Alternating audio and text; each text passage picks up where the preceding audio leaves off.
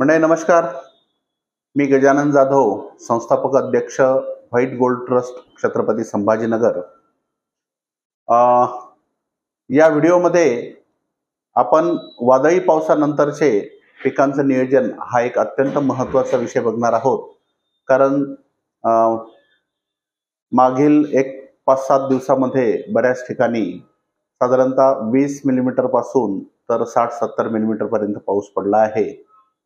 हा अवकाळी पाऊस म्हणता येईल, पावसाळा संपल्यानंतरचा पाऊस म्हणता येईल. याच्यामध्ये बऱ्याच शेतकऱ्यांचं तुरीचं, बहुतांश शेतकऱ्यांचं तुरीचं खूप मोठं नुकसान झालं. काही शेतकऱ्यांचं हरभऱ्याचं नुकसान झालं. कुठे ज्वारीचं मोठ्या प्रमाणात नुकसान झालं. काही ठिकाणी कोरडवाहू क्षेत्रामध्ये या पावसाचा फायदा सुद्धा झाला आहे. काही ठिकाणी जिथे काहीच पेरलेले नव्हतं आणि खाली शेतं होते, तिथं सुद्धा आपण काय करू शकतो, असा अनेक गोष्टींचा विचार करून हा व्हिडिओ आपण बनवलेला आहे. त्यामुळं बहुतेक प्रत्येक शेतकऱ्यासाठी हा व्हिडिओ अत्यंत महत्त्वाचा राहील असं मला वाटतं. तर पहिले आपण हवामानाचा अंदाज बघूया. तर आता अपेक्षेप्रमाणे आज 30 नोव्हेंबर गुरुवारपासून हवामान स्थिर होण्यास सुरुवात झाली आहे. आज जर आपण पाहिलं तर बऱ्याच ठिकाणी चांगलं ऊन पडलेलं आहे, ढगाळ वातावरण नाही आहे. पण काही ठिकाणी पॅचेसमध्ये पावसाची शक्यता आज उद्या सुद्धा आहे. आज 30 तारीख आणि उद्या 1 डिसेंबर म्हणजे शुक्रवार, गुरुवारी आणि शुक्रवारी या. मात्र त्याचं क्षेत्र आणि व्याप्ती हे कमी राहणार आहे. परत 2 तारखेला 2 डिसेंबर म्हणजे शनिवारी जर आपण पाहिलं तर खान्देश, बुलढाणा, अकोला, अमरावती, वाशिम, जालना, संभाजीनगर आणि अहमदनगर या जिल्ह्यांमध्ये संध्याकाळ नंतरच्या रात्रीच्या पावसाचा अंदाज आहे. तर आपण जर पाहिलं तर हा बघा, हा एवढा जो भाग आहे याच्यामध्ये थोडंसं प्रमाण हे बुलढाणा आणि बुलढाण्यालगतचा अकोला आहे. तसंच जालना, औरंगाबाद, नाशिक, धुळे, नंदुरबार, जळगाव, अमरावती आणि वाशिम एवढ्या भागामध्ये 2 तारखेला साधारणतः आपण जर मिलीमीटरमध्ये पाहिलं तर 5-6 मिलीमीटर पासून पर 10-12 मिलीमीटर पर्यंत शनिवारी संध्याकाळपासून रात्री म्हणजे रविवारच्या सकाळपर्यंत या भागामध्ये काही ठिकाणी पावसाचा अंदाज वर्तवण्यात आला आहे. आणि पुढचा जो पावसाचा अंदाज जो आहे तो आपण येणाऱ्या सोमवारी म्हणजे 4 तारखेला नवीन पावसाचा किंवा सुद्धा म्हणजे पुढचा जो पावसाचा अंदाज आहे तो देऊ. तर हा झाला पावसाचा अंदाज. आता यात सगळ्यात महत्त्वाचं म्हणजे वादळी पावसानंतर पिकांचे नियोजन. मी पूर्वी सांगितलं त्याप्रमाणे बऱ्याच ठिकाणी बऱ्याच पिकांचं नुकसान झालंय. काही पिकांना हा पाऊस फायद्याचा सुद्धा आहे आणि जिथे खाली क्षेत्र आहे तिथे सुद्धा काय करावं असे शेतकऱ्यांचे फोन चालू झाले आहेत. तर बघा, बऱ्याच भागात मोठ्या प्रमाणात पाऊस पडला. वेळेवर हरभरा पेरणी करायचा विचार होता शेतकऱ्यांचा बऱ्याच, किंवा इतर काही पिकांचं रबी पिकं घेण्याचा विचार होता. तर रबीच्या पेरणीच्या वेळेस तिथे जमिनीत ओलावा नसताना बऱ्याच शेतकऱ्यांनी आपले शेतं खाली ठेवलेली आहेत. त्या ठिकाणी आपल्याला जर पेरणीची तयारी असेल, जे खाली ठेवलेले शेत आहे अशा ठिकाणी ओल कमी असल्यामुळे तुम्ही यापूर्वी पेरणी केली नसेल तर त्या शेतामध्ये तुम्ही हरभऱ्याची पेरणी करू शकता. तसं जर पाहिलं तर हरभऱ्याच्या पेरणीचं शिफारस 15 ऑक्टोबर नंतर साधारणतः 15 नोव्हेंबर पर्यंत आहे. आज 30 नोव्हेंबर आहे. अजून 5-7 दिवस काही ठिकाणी शेत तयार करायला सुद्धा लागू शकतात. 7-8 डिसेंबर पर्यंत ती पेरणी होऊ शकते. तसं पाहिलं तर उशीर होतोय. मात्र एक पिकाचं रोटेशन, क्रॉप रोटेशन ज्याला आपण म्हणू, ते सुद्धा होतं. त्यानंतर दुसरी गोष्ट म्हणजे जे होईल ते उत्पादन थोडंसं आपण बियाण्याचं प्रमाण वाढवलं. कारण उशिरा हरभरा पेरणी झाल्यानंतर फांद्याची संख्या कमी होते, झाडाची वाढ कमी होते. जर आपण एकरी 25 किलोच्या ऐवजी 30 किलो 35 किलो बियाणं जर टाकलं तर तिथं फांद्यांची संख्या वाढू शकते आणि उत्पादन सुद्धा आपल्याला बरं येऊ शकतं. तर हरभरा पेरणीला खाली ठेवलेल्या क्षेत्रामध्ये, खाली ठेवलेल्या जमिनीत आता भरपूर ओलावा असल्यामुळं आपण हरभरा पेरणीला पहिलं प्राधान्य देऊ शकता. ज्वारी पेरणी शक्य नाही, कारण ज्वारीची पेरणी वेळ संपून 1 महिना झालाय. आता थंडी पडायला सुरुवात होईल चांगली. जास्त थंडी पडली तर ज्वारी तिथं चांगली वाढ होत नाही.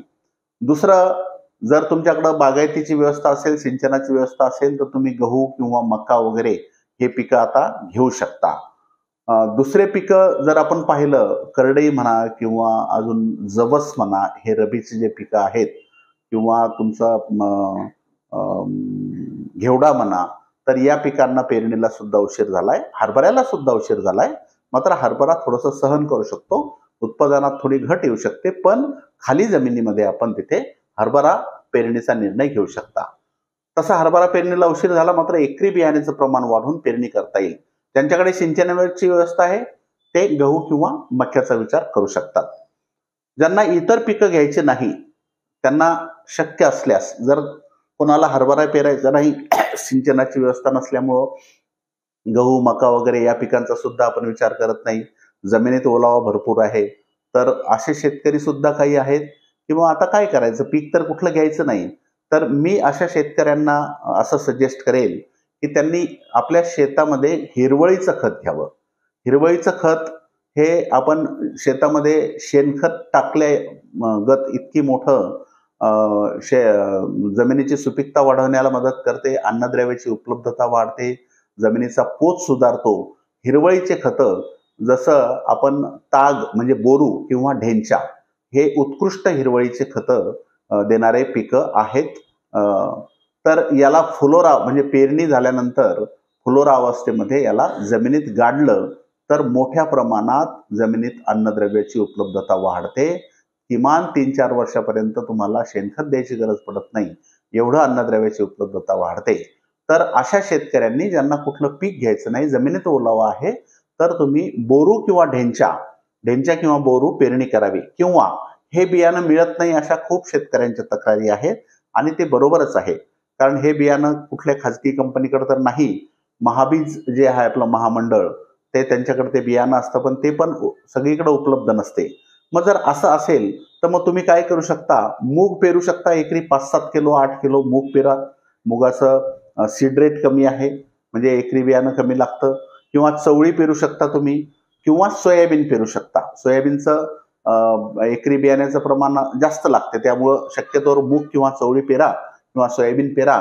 आणि पीक फुलोऱ्यावर आलं, समजा मूग पेरला तुम्ही, मुगाला फुलं लागायला सुरुवात झाली की लगेच त्याला नांगरून शेतामध्ये तसंच पूर्ण पिकाला गाडून टाकायचं. म्हणजे त्याच्या ज्या फांद्या आहेत, पानं आहेत, खोड आहे, या सगळ्याचं ते डिकम्पोज होऊन कुजल आणि त्याच्यापासून हिरवळीचं खत जमिनीमध्ये तयार होईल. तर असा एक उपाय आपण करू शकतो.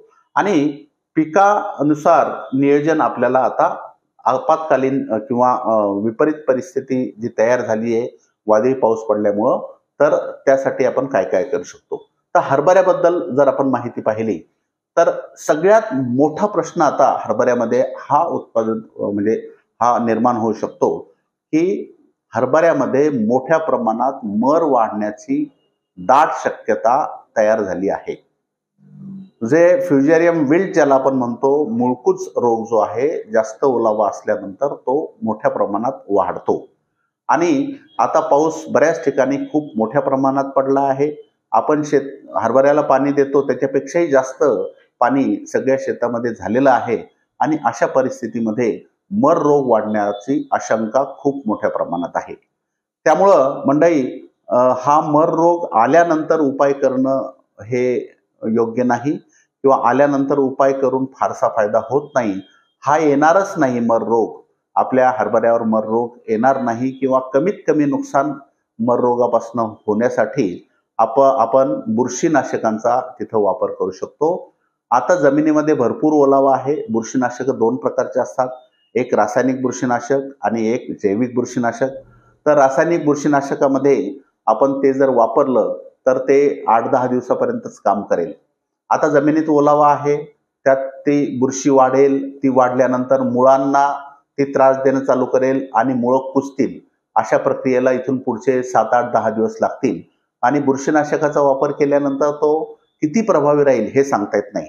मात्र जर आपण जैविक बुरशीनाशक वापरले रासायनिक बुरशीनाशकाच्या ऐवजी, जमिनीत भरपूर ओलावा आहे, जैविक बुरशीनाशक हे जमिनीत ओलावा असल्यानंतर त्याची जमिनीमध्ये वाढ होते. तर हे जैविक बुरशीनाशक कोणते?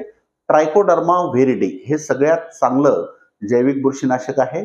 जमिनीत आता भरपूर ओलावा आहे, त्यामुळं जर आपण ट्रायकोडर्मा व्हिरिडीचा जमिनीवर दाट फवारा दिला, तसं आपण आतापर्यंत तुम्हाला जर आठवत असेल तर ट्रायकोडर्माचा फवारणीमध्ये वापर कधीही सांगितलेला नाही, तो जमिनीतच वापर करायचा असं सांगितलंय. आता सुद्धा फवारणीमध्ये वापर करायचा म्हणजे तो जमिनीवर जास्तीत जास्त पडावा, जमीन भरपूर ओली आहे आणि लगेच जमिनीमध्ये तो ट्रायकोडर्मा शोषला जावा, याच्यासाठी आपण फवारणीद्वारे, पिकावर त्याचा फायदा नाही होणार, तो जमिनीवर पडला म्हणजे तो जमिनीत ओलावा भरपूर असल्यामुळे ताबडतोब तो जमिनीच्या आत जाऊ शकतो. कारण ड्रेंचिंग करायला हरभऱ्यामध्ये 2 ओळीतलं अंतर कमी असल्यामुळं ते शक्य नाही. फवारणीद्वारे तुम्ही, मग फवारणीत काय काय द्यायचं, त्याचा फायदा काय, तर साधारणतः एकरी 200 लिटर पाणी वापरा, म्हणजे 20 लिटरचे 10 पंप पडतील किंवा 15 लिटरचे साधारणतः 13 पंप पडतील, या हिशोबानं जास्त दाट फवारणी करा. याच्यामध्ये ट्रायकोबूस्ट डीएक्स, ट्रायकोडर्मा व्हिरिडीमध्ये 2-3 प्रकार आहे. पावडर फॉर्म मधला वेटेबल पावडर, तो जर वापरायचा असेल तर तुम्हाला 2-2.5 किलो एका एकरात वापरावं लागेल. लिक्विड वेगवेगळ्या कंपन्यांचे वेगवेगळे कॉन्सन्ट्रेशन्स आहेत, पण ट्रायकोबूस्ट डीएक्स जे आहे हे एक खूप सुंदर ट्रायकोडर्मा आहे की ज्याच्यामध्ये काउंट हा 100 पट 10 पट जास्त आपल्या वेटेबल पावडर पेक्षा जास्त काउंट आहे आणि तो फार लवकर उपलब्ध होतो पिकाला. त्यामुळं ट्रायकोबूस्ट डीएक्स एकरी अर्धा किलो. याच्यासोबत रायझर जे आहे हे उच्च गुणवत्तेचं, अतिउच्च गुणवत्तेचं ह्युमिक ऍसिड आहे. आता मुळांना जर चांगली वाढ झाली तर मर रोगाला थोडं प्रतिकार ते करू शकतात, किंवा त्याची चांगली वाढ झाली, जे खराब झाले पण जे चांगले राहिलेत ते मुळं आपल्याला झाडाला जगू शकतात. त्यामुळं 1 लिटर रायझर आणि NPK DX अर्धा किलो. आता बघा, जास्त पाऊस पडल्यामुळं हरभऱ्यामध्ये मर तर वाढणारच, पण तुमचं पिवळेपणा सुद्धा वाढेल, झाडाची वाढ सुद्धा थांबेल. तर अशा परिस्थितीमध्ये जर आपण नत्र, स्फुरद आणि पालाश देणारे जीवाणू म्हणजे NPK हे बूस्ट DX, हे याच्यामध्ये नत्र मिळवून देणारा जीवाणू आहे, स्फुरद मिळवून देणारा सुद्धा जीवाणू आहे आणि पालाश मिळवून देणारा सुद्धा जीवाणू आहे. तर हे जीवाणू जर आपण वापरले तर या तिन्ही गोष्टींमुळं हरभरा मर रोग कमी होण्यासाठी मदत होईल, हरभऱ्याची चांगली वाढ होण्यासाठी मदत होईल, जमिनीतले न मिळणारे स्फुरद आणि पालाश जे आहेत ते सुद्धा आपल्या पिकाला मिळायला मदत होईल आणि पिवळेपणा सुद्धा पिकांमध्ये येणार नाही. तर हा जर फवारा आपण अर्धा किलो ट्रायकोबूस्ट DX, 1 लिटर रायझर आणि अर्धा किलो NPK DX असं जमिनीवर जर दाट फवारलं तर आपल्या हरभऱ्याला चांगला फायदा होऊ शकतो. जर आत्ताच तुमचा हरभरा किंवा फवारणी तुम्ही जेव्हा करणार तेव्हा जर हरभरा पिवळा पडलेला असेल, तर आता जर म्हणजे फवारणी करताना जर हरभरा पिवळा पडला असेल तर यासोबत तुम्ही 19-19-19 अर्धा किलो वापरू शकता. 19-19 याच्यासोबत तुम्ही अर्धा किलो एकरी प्रमाण तुम्ही वापरू शकता.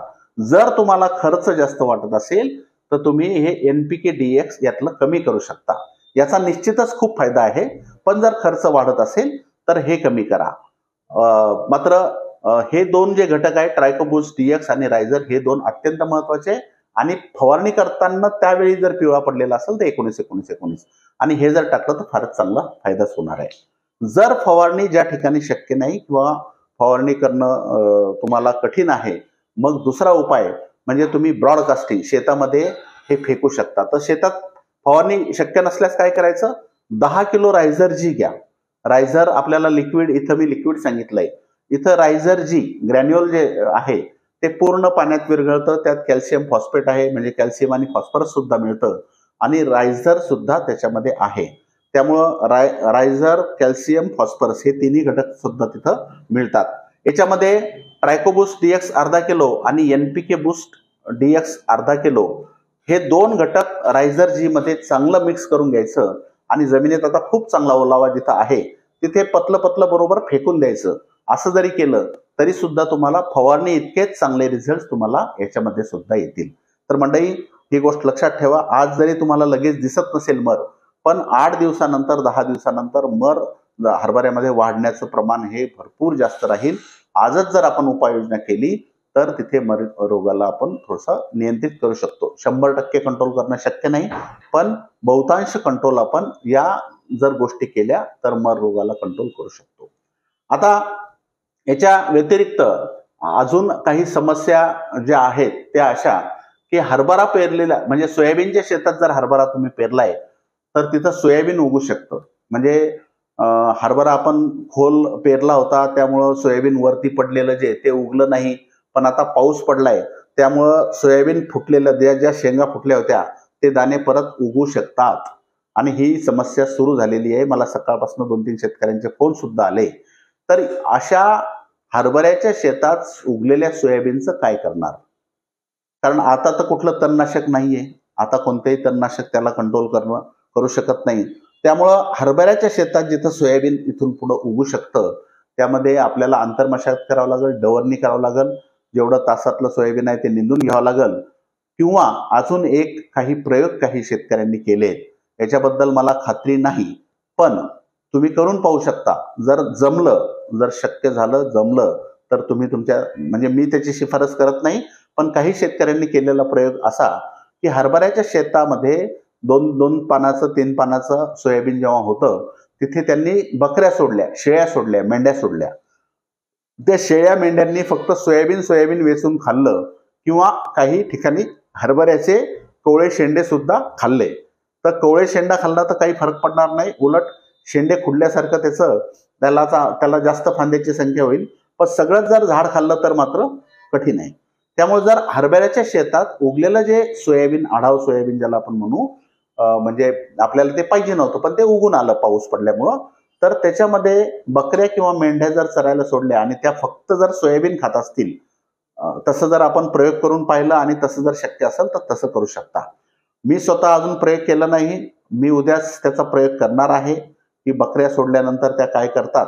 पण जर तुम्हाला त्याचा प्रयोग करून पाहिला आणि तिथे जर बकऱ्यांनी खरंच फक्त सोयाबीन वेचून खाल्लं किंवा हरभऱ्याचे कोवळे शेंडे जरी खाल्ले तर चालतील, असं केलं तर ते एक तुम्ही बघू शकता. आता जर गारपीट झाली, काही ठिकाणी काय झालं, पावसासोबतच एकदम बारीक गारी पडल्या, शेतकऱ्यांना माहीत सुद्धा नाही. बऱ्याच ठिकाणी बारीक गारी, छोट्या छोट्या गारी, एकदम तुमच्या शेंगदाण्यासारख्या गारी जिथं पडल्या आहेत तिथं हरभऱ्याला तिथं जखमा झालेल्या आहे, हरभरा तिथं झोपलाय.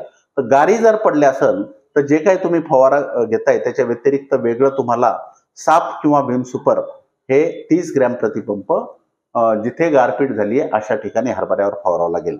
आणि पावसामुळे झोपलेला हरभरा ऊन पडल्यावर काही प्रमाणात उभं राहतील. बऱ्याच ठिकाणी मोठ्या थेंबाचा पाऊस पडला, कुठं गारपीट झाली, अशा ठिकाणी हरभरा तो खाली जमिनीला झोपलाय, जमिनीवर पडलाय, जमिनीला लागलाय, तर ऊन पडल्यानंतर तो हळूहळू सरळ होऊन जाईल. त्यासाठी थोडीशी वाट बघावं लागेल. आता हरभऱ्यामध्ये आपण जे फवारणीचं शेड्यूल देतो, साधारणतः फुलाच्या सुरुवातीला आपण तिथे झेप आणि 12-61-0चा फवारा सांगत असतो. पण ज्या ठिकाणी पाऊस जास्त पडला आहे, हा बायोटिक स्ट्रेस ज्याला म्हणू आपण, नैसर्गिक ताण, म्हणजे हिवाळ्यात पाऊस पडणं म्हणजे हा नैसर्गिक ताण झालं. अति प्रचंड थंडी पडणं हा नैसर्गिक ताण झालं. प्रचंड ऊन पडणे हा नैसर्गिक ताण झाला. मोठ्या प्रमाणात पाण्याचा गॅप पडणे, ह्या नैसर्गिक ताण ज्याला म्हणतात. तो नैसर्गिक ताण पिकानं सहन करण्यासाठी टॉपअपची शिफारस केलेली आहे. त्यामुळं जर तुमचा फवारा हे सगळं काही नाही किंवा मर वगैरे सगळं तुम्ही करताय, किंवा जर तुम्हाला आपल्याला हे करायचं आहे,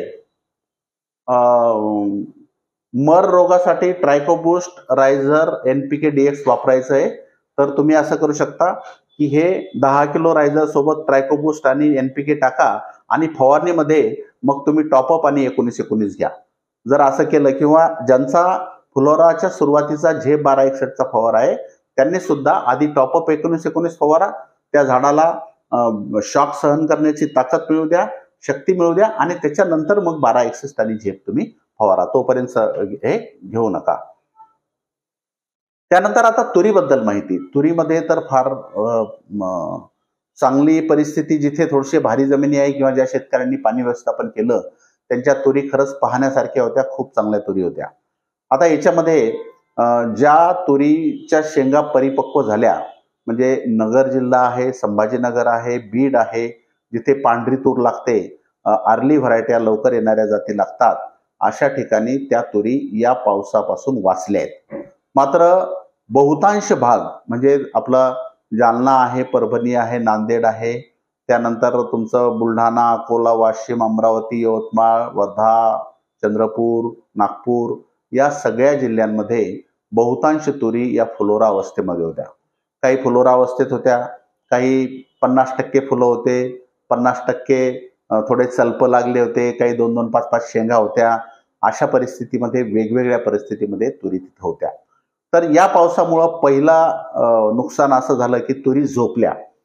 पूर्ण तुरी ज्या आहेत त्या खाली वाकलेल्या आहेत. ठीक आहे, 2 दिवसानंतर त्या थोड्याशा उभ्या राहतील.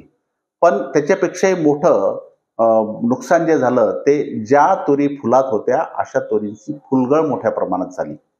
मोठ्या प्रमाणात तुरीचे फुलं गळाले आहेत. आणि आपल्याला म्हण आहे की तुरीला 7 बार असतात, पण 7 बार फितबार काही नसतात. पहिले एकदा फुलगळ झाली तर नंतर नैसर्गिकरित्या तेवढे चांगले फुलं तुरीला येत नाहीत. ज्या ठिकाणी तुरीमध्ये मोठ्या प्रमाणात फुलगळ झाली म्हणजे 50% पेक्षा जास्त जर फुलगळ झालेली असेल तर जमिनीत आता ओलावा आहे, तुम्ही नवीन फुल तिथं तुरीला काढू शकता. पण नवीन फुल नैसर्गिकरित्या खूप कमी प्रमाणात येतील. त्यामुळे आपल्याला तिथं नवीन फुल काढण्यासाठी प्रयत्न करावे लागतील. आणि ते प्रयत्न म्हणजे एक तुरीला चांगला फवारा द्यावा लागेल, झेप आणि 1261. पण झेप आणि 1261 आपण नॉर्मल डोजमध्ये न वापरता त्याचा डोज आपल्याला वाढवून तिथं द्यावा लागेल. म्हणजे साधारणतः 20 मिली झेप, आपण 10 मिली सांगतो, काही वेळेस 15 मिली सांगतो. इथं मात्र तुम्हाला 20 मिली झेप घ्यावा लागेल, कारण नवीन फुल काढायचंय तुम्हाला. आधीचं फुलं गळून गेलेत, नवीन काढायचंय. 1261 सुद्धा आपण 75 ते 100 ग्रॅम सांगतो, मात्र इथं 150 ग्रॅम 1261 आपल्याला वापरणं गरजेचं आहे. जर तुरीचे फुलं गळून गेले असतील, खूप मोठ्या प्रमाणात फुलगळ झाली असेल, मग ती पावसामुळे हो, पाण्याचा ताण पडून पाणी आल्यामुळे हो, का धुवारीमुळे हो, आणि नवीन फुल जर काढायचं असेल तर झेप आणि 1261चा फवारा तुम्हाला डोज वाढून द्यावा लागेल, तरच नवीन फुल तिथं येऊ शकतं. आता याच्या सोबत जर आळी असेल, बारीक निरीक्षण करा. आळी असेल तर अळीनाशक घ्या. जास्त प्रमाणात, मोठ्या प्रमाणात, मोठ्या आळ्या असतील तर बॅराजाईट आहे किंवा ॲम्प्लिगो आहे, हे घेऊ शकता. थोडंसं मध्यम प्रमाणात आळी असेल तर पांडा सुपर अधिक इमान सुद्धा घेऊ शकता. आणि याच्यासोबत बुरशीनाशक मात्र एक अवश्य घ्या, कारण काही ठिकाणी तुरीला जखमा सुद्धा झाले, गारपीट झालेली आहे किंवा धुवारीमुळे सुद्धा शेंडे थोडेसे करपले आहेत. तर त्यासाठी प्रोपिको किंवा व्हीम सुपर वगैरे आपण बुरशीनाशक एक यामध्ये घेऊ शकतो. तर ज्या ठिकाणी 50% पेक्षा जास्त फुलगळ झाली आहे अशा शेतकऱ्यांनी, कोरडो जरी असेल तर जमिनीत आता ओलावा आहे आणि हा ओलावा हिवाळा असल्यामुळे बरेच दिवस टिकण्याचा सुद्धा अंदाज आहे. त्यामुळं आपण जर हा फवारा घेतला तर काय होईल, फार फार तर तूर 20 दिवस उशिरा येईल. म्हणजे आपल्याला जी कापणी तुमची जानेवारीत होते, समजा 10-15 जानेवारीला व्हायची, तर ती फेब्रुवारीच्या 5-10 तारखेपर्यंत होऊ शकते. मात्र हा फवारा जर घेतला तर पुन्हा नवीन फुलधारणा, तेवढीच फुलधारणा आपल्याला येणं शक्य आहे. आपण हे सोयाबीनमध्ये पाहिलंय, त्यानंतर हरभऱ्यामध्ये सुद्धा पाहिलंय, बऱ्याच पिकांमध्ये पाहिलंय की पहिलं फुल गेलं किंवा पहिले फळं गेले तरी सुद्धा नवीन फुल इथे, मी 100% मला खात्री आहे, नवीन फुल इथं तुरीमध्ये सुद्धा लागून नवीन फुलधारणा होऊन तुरीला आपलं परत उत्पादन चांगलं येण्याची खात्री मला आहे. तिथे फुलगळ झाली तिथे झेप आणि 1261चा फवारा तुम्ही घ्या. सोबत आळी असेल तर अळीनाशक आणि बुरशीनाशक असा फवारा तुम्ही तिथे घेऊ शकता. फक्त इथे आपल्याला थोडंसं, जर तूर उभी राहिली नाही, झोपलेलीच तूर असेल तर थोडंसं एखाद्या माणसाला समोर करून तुरीला उभं म्हणजे बाजूला करणं, म्हणजे फवारा शक्य झाला पाहिजे असं करणं गरजेचं आहे. हे जेवढ्या लवकर कराल तुम्ही तेवढं फायद्याचं आहे.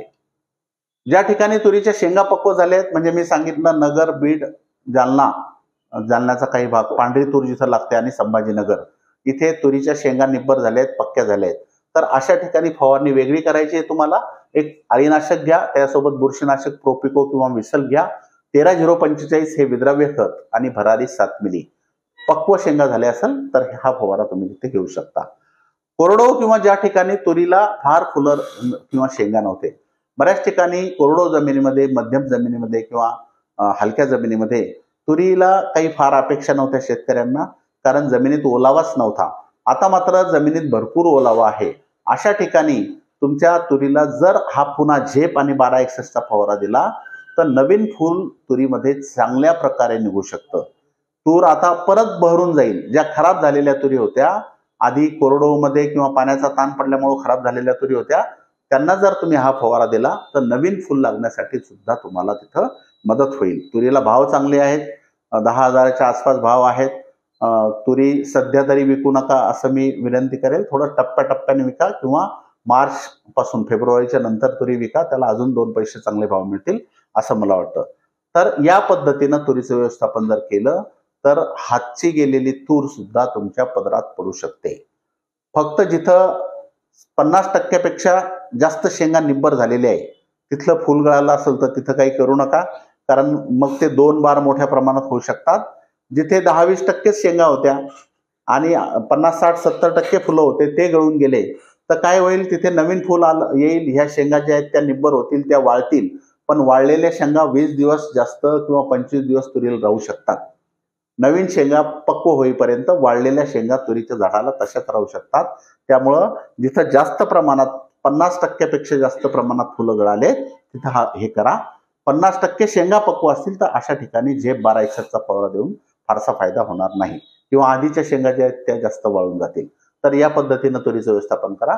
गव्हामध्ये काय झालंय, काही शेतकऱ्यांना पावसाचा अंदाज नव्हता, नुकतंच पाणी दिलंय आणि आता परत तिथं पाऊस पडला, जास्त पाऊस पडलाय. मग जिथं जास्त ओल झालीये तिथं गहू पिवळा पडू शकतो, गव्हाची वाढ तिथं थांबू शकते.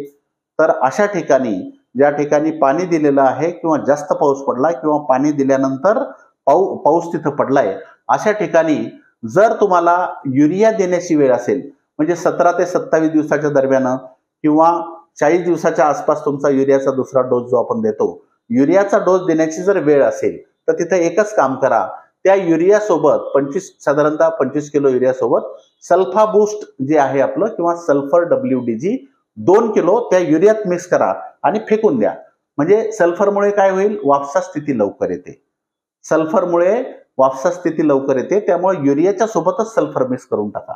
आणि जर तुमचं युरियाचा डोस बाकी नाहीये तर मग सल्फर रेतीमध्ये किंवा रेतीमध्येच ठीक राहील किंवा रायझर जी अधिक सल्फर मिक्स करा आणि ते फेकून द्या. किंवा टॉपअप 40 मिली आणि 19-19-19 75 ग्रॅमचा फवारा सुद्धा तुम्ही गव्हामध्ये देऊ शकता. गव्हामध्ये जर पोंगेमर किंवा खोडकिडा असेल तर रेज जे आपलं कीटकनाशक आहे 15 मिली या फवारणीसोबत तुम्ही वापरू शकता. आणि गव्हाचं तणनाशक 20 दिवसादरम्यान फवारायचं आहे, अल्ग्रिप. तर हे फवारताना जमिनीत चांगला ओलावा असावा आणि ते त्याचा 8 ग्रॅमचा डोस असतो, ते 10 पंपात पडलं पाहिजे. 10 लिटर पाण्यात 8 ग्रॅम अल्ग्रिप अधिक त्याच्यासोबतचं स्टिकर मिक्स करून नंतर त्याचे 10 पंप करायचे. या पद्धतीनं गव्हाबद्दल आपण नियोजन करू शकता. कापसाबद्दल, आता कापसामध्ये तर गमतीचा विषय झालाय. काही शेतकऱ्यांचं कापूस भिजलाय त्यामुळे त्यांचं नुकसान झालंय. त्याला तसंच झाडावर राहू द्या आणि त्याला तुम्ही वेचून घ्याल तर त्याला जास्त त्रास घ्यावा लागेल सुकण्यासाठी. त्याला झाडावरच राहू द्या. 2-3 दिवस ऊन पडलं आणि हवा राहिली की तो आपोआप सुकून जाईल. नंतर त्याची वेचणी करून घ्या. मात्र आता काय होईल, कापसांमध्ये मोठ्या प्रमाणात ताण पडलेला आहे, वेचण्या चालू होत्या. आता भरपूर पाऊस पडलाय त्यामुळं कापसं बुडापासून हिरवे होतील. बुडापासून कापसं हिरवे होतील. फरदड आपोआप तुम्हाला येऊ शकतं. जर तुम्हाला तसं करायचं असेल आणि तुम्ही आळीचं नियंत्रण करू शकत असाल तर कापसामध्ये 2-3 गोष्टी तुम्ही जर केल्या तर इथून पुढचा कापूस सुद्धा तुम्हाला चांगला होऊ शकतो. त्या 2-3 गोष्टी अशा की नंतर आलेले पानं, नंतर आलेले बोंड हे बारीक राहतात. त्याचा आकार वाढण्यासाठी जिब्रेलिक ऍसिडचा 100 लिटरमध्ये 2 ग्रॅमचा फवारा देणे. त्याच्यापेक्षा महत्वाचं आधी म्हणजे तर तिथे नवती आल्यानंतर, आता बघा जमिनीत ओलावा भरपूर आहे त्यामुळे नवती कापसाला येईल आणि नवती आल्यानंतर थोडी जर तुम्ही लगेच नवती आल्याबरोबर फवारलं तर फक्त नॅनो DAP घ्या तिथे, म्हणजे DAP दिल्याची बराबरी होईल. थोडंसं जास्त नवती आल्यानंतर जर फवारलं तर नॅनो DAP सोबत तुम्ही तुमचं जिब्रेलिक ऍसिड घेऊ शकता 100 लिटर पाण्यासाठी 2 ग्रॅम. म्हणजे जिब्रेलिक ऍसिडनं काय होईल, पानाचा आकार वाढू शकतो तिथे. नॅनो DAP अधिक जिब्रेलिक ऍसिड आणि नंतर 20 दिवसानंतर नॅनो युरिया तुम्ही घेऊ शकता किंवा 30 दिवसानंतर घ्या नॅनो युरिया. तिथं जर बोंड तयार झालेले असतील तर त्यासोबत सुद्धा तुम्ही जिब्रेलिक ऍसिड घ्या. नॅनो डीएपी किंवा नॅनो युरिया सोबत तुम्ही कीटकनाशक घेऊ शकता. गरजेनुसार कीड कोणती आहे किंवा आळीसाठी अळीनाशक हे सगळं तुम्ही नॅनो डीएपी किंवा नॅनो युरिया सोबत घेऊ शकता आणि जिब्रेलिक ऍसिड सुद्धा घेऊ शकता. तर यामध्ये काय होईल की तुमचं जे काय नवती आलेली असेल त्याच्यामध्ये तुम्हाला चांगल्या प्रकारे पानाचा आकार वाढवून बोंडाची संख्या तिथं वाढू शकते. नॅनो डीएपी आणि नॅनो युरिया घेतला आणि त्यासोबत जीए आणि कीटकनाशक आणि मध्ये सुद्धा 1-2 फवारे आपल्याला अळीनाशकाचे द्यावे लागतील.